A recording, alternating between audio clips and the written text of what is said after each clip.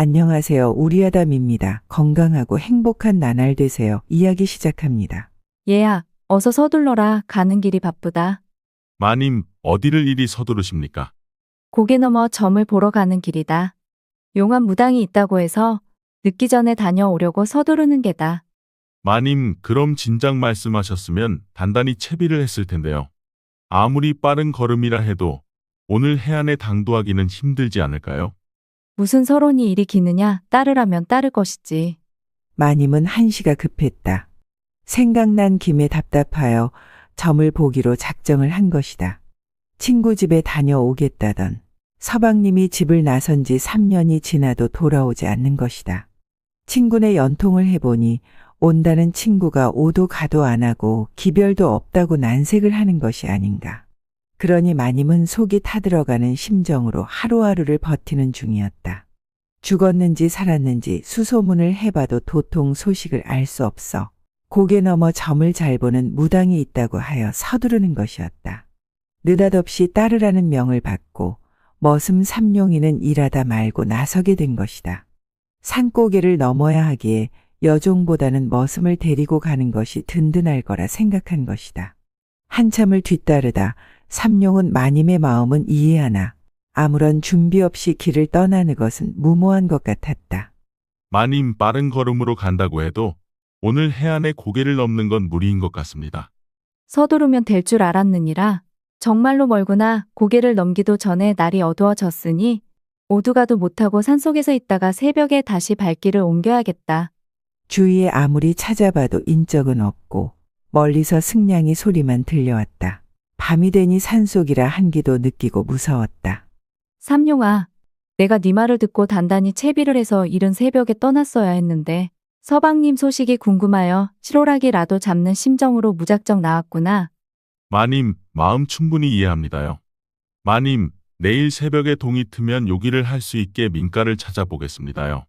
여기 제가 도리를 덮여놨으니 이쪽으로 앉아 계세요. 부싯돌로 낙엽을 모아 불을 지펴보겠습니다. 삼룡아, 내가 서두르는 바람에 네가 고생이 많다. 아닙니다요, 마님.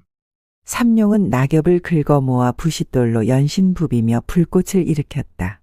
다행히도 불을 붙여 낙엽 위에 나뭇가지를 얹어 바람을 입으로 불며 불길이 꺼지지 않도록 했다. 다행히 뒤에는 큰 바위가 바람을 막아주어 그나마 추위를 견딜 수 있었다. 둘은 서로 마주 앉아 모닥불만 보고 있었다. 마님, 서방님 소식 때문에 가시려는 거지요? 그래, 야속도 하지. 어쩜 소식 한 장 없고 전하는 이들도 없어 답답하여 가보려 하는 거란다. 그런데 모닥불가의 마님은 여느 때보다도 아름다웠다. 그 모습을 보는 삼룡이는 애써 눈을 피했다. 평상시에는 삼룡이를 자세히 볼 일이 없었던 마님은 삼룡이가 그렇게 잘생긴 줄을 처음 알았다. 서로 눈이 마주치자 마님은 부끄러운 듯 고개를 돌렸다. 마님, 불빛으로 보니까 참으로 아름다우시네요. 그래, 너도 이리 보니 정말 잘생겼구나. 그런데 추운지 마님은 장호 속에서 오들오들 떨고 있었다. 마님, 많이 추우세요? 불을 더 피워볼게요. 그런데도 마님은 계속 떨고 있었다. 마님, 안 되겠어요. 아무도 안 보니까 제가 제 몸으로 따뜻하게 해드릴게요. 너무 나무라지 마세요.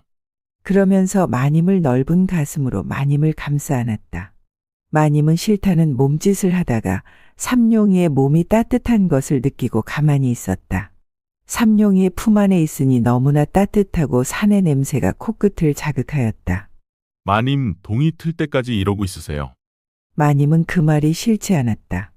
그런데 조용한 산중이라 둘의 심장 소리는 서로에게 감출 수 없었다.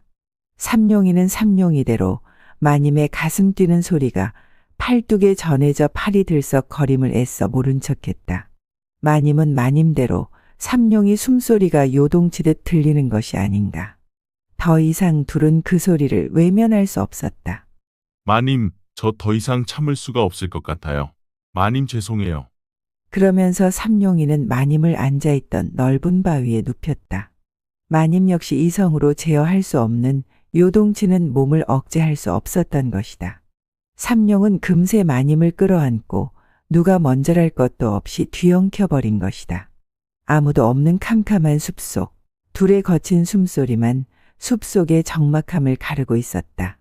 마님은 얼마나 애타는 지난날 서방님을 기다리다 그동안 지친 심신을 지금 삼룡이한테 보상받는 느낌이었다. 거친 사내를 만나니 예상 못한 감정을 순간 느끼게 된 것이다. 아, 신음소리가 숲속 바람 타고 멀리 퍼져나갔다. 삼룡이 역시 평소에 깐깐한 성격이었던 마님이 오늘은 왜 이리 가련해 보이는지 마님은 그동안 다잡고 버텨내고 있었던 것 같았다. 비록 산속이지만 그 어느 방안보다 따뜻하고 아늑하게 느껴졌다. 파다닥 파다닥 장작 타는 소리가 둘의 온도를 더욱더 높여주며 타오르고 있었다. 마님은 추웠던 몸이 뜨겁게 달아오르고 더 이상의 옷들이 거추장스러울 지경이었다. 삼룡이는 이미 알몸이 되어 타오르는 불빛에 더욱더 남성미가 흐르고 있었다. 마님은 또 다른 사내를 안으며 여태 느껴보지 못한 사내의 그동안 목마름을 해소하는 듯하였다.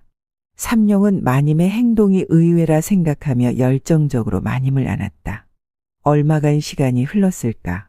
마님은 자기도 모르는 사이 삼룡이 가슴에 안겨서 일어날 생각을 하지 않았다. 삼룡도 마님의 그런 행동이 싫지 않아 팔에 힘을 주어 꼭 끌어안았다. 둘은 말이 필요 없었다. 삼룡은 마님이 부끄러워할까봐 아무런 내색도 하지 않았다. 그렇게 산속에서 부둥켜 안고 동이 트기 시작했다. 마님이 먼저 일어나 옷매무새를 고쳤다. 삼룡은 살아있는 불씨를 뒤적뒤적하며 불씨를 땅속에 묻고 꺼지기 바랬다. 먼저 삼룡이 말을 걸었다. 마님 고개 넘어 주막에서 아침을 드시고 떠날까요? 아니다, 고개를 넘지 말고 되돌아가서 아침을 먹고 집으로 가자. 네, 무당집은 가지 않으시려고요? 생각이 바뀌었다. 이대로 갈 생각이 없구나. 그러면서 마님은 앞장을 섰다. 삼룡은 아무 소리 없이 뒤따라갔다. 주막이 보이자 마님은 삼룡이한테 눈짓을 했다. 삼룡은 주모에게 국밥 2그릇을 주문하고 평상에 걸터 앉았다. 둘은 아무 말 없이 밥을 먹고 누구랄 것도 없이 집을 향해 발걸음을 재촉하였다. 집에 도착하자 마님은 여종에게 씻을 물을 데우라 하고 방으로 들어가 버렸다. 마님은 앞으로 삼룡이와 부딪힐 생각을 하니 쑥스러울 것이다라고 생각했다. 그러나 그건 삼룡이의 생각일 뿐 마님이 무당집을 가지 않은 것은 마음을 바꿨기 때문이다. 삼룡이 오히려 마님의 눈치를 보느라 안채에 들어오지 않았다. 마님은 산속 하룻밤의 일이었지만 평생 잊지 못할 밤이었던 것이다. 마님은 삼룡이를 불러야 할 텐데 도통 눈에 띄지 않으니 무슨 핑계를 대야겠다고 궁리를 했다. 그러던 중 장작을 패야 되는데 삼룡이 일을 하는 걸 보지 못했다. 마님은 삼룡을 불렀다. 요즘 너는 뭐 하는 놈이냐? 장작도 패지 않고 내 눈에 보이지 않으니 어디서 뭘 하느라 보이지 않느냐? 하고 호통을 쳤다. 삼룡은 마님이 다시 돌아왔다고 생각하였다. 마님 오늘 안에 일을 끝내겠습니다요. 삼룡아, 일 끝내고 내 방으로 잠시 들르거라. 네, 마님. 삼룡은 저에게 시킬 일이 있다고 생각하여 그리 대답을 했다. 일을 끝내고 마님 방 앞에서 삼룡은 마님을 불렀다. 마님, 삼룡이 대령했습니다요. 안으로 들어오너라. 삼룡은 마님 방으로 들어섰다. 웬만해서 마님 방을 들어갈 일이 없는 삼룡이었다. 마님은 삼룡을 보자. 삼룡아, 내가 아래 것들 있을 때는 쌀쌀하게 대할 테니 그리 알아라. 그리하지 않으면 나를 이상히 여길 게 아니냐. 아, 네, 걱정하지 마세요, 마님. 좋으실 대로 하세요. 그래서 말인데 오늘 밤에 은밀히 내 방으로 올 수 있느냐? 삼룡은 순간 놀랐다. 그러나 마님의 그 말이 너무나 반가웠다. 네, 마님. 이따 다들 자는 틈을 타서 오겠습니다요. 그리고 불이 나게 나왔다. 마님은 생사고락을 모르는 서방님을 하염없이 기다리는 것이 얼마나 고통스러운지 이제 진이 빠지는 것 같았다. 하여 본인에게 보상이라도 하듯이 삼룡이와 미래를 즐기고 싶었던 것이다. 그날 밤 삼룡이 조용히 마님방을 두드렸다.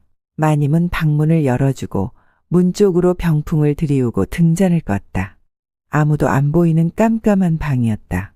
마님은 삼룡의 팔을 확 끌어 잡아당기며 먼저 삼룡을 안는 것이었다. 마님의 적극적인 행동에 조금 놀라긴 했지만 그리 나쁘진 않았다. 삼룡은 마님의 행동에 맞춰 저돌적으로 마님을 강하게 끌어안았다. 순간 마님이 놀랐는지 움찔하면서 두른 몸으로 모든 대화를 하고 있었다. 비록 소리를 지를 수 없겠지만 산속의 황홀함이 가시지 않았는지 마님은 점점 삼룡을 당기는 것이었다.